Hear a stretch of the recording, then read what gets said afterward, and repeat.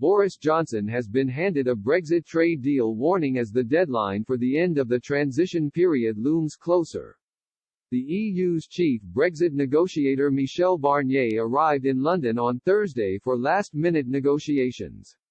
This came after Mr. Johnson lifted the block on talks after the October deadline came and went.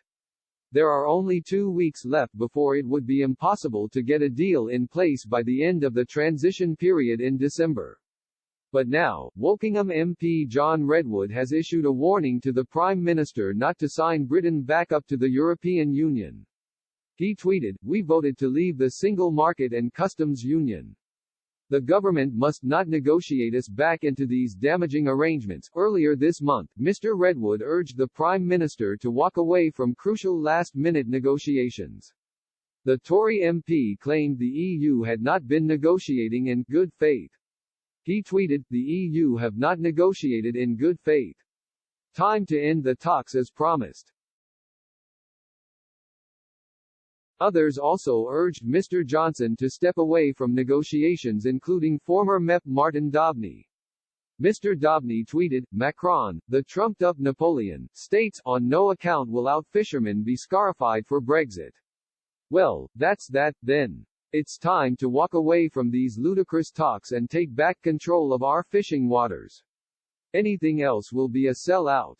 Brexit Party Chairman Richard Tice also previously called for talks to be left behind. He said, "Boris did say that if a deal wasn't agreed by mid-October, then that was it, end of negotiations.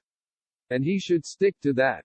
And he should make it very clear we are where we are and that's it, and everybody can plan. If we haven't got a deal, we mean it, we're stopping negotiations. If you want to resolve something in the next 24 hours, otherwise we're done, folks, we're out of here. Bags packed, files closed, and we'll go to the arrangement that Australia has with the EU, which is based on WTO rules."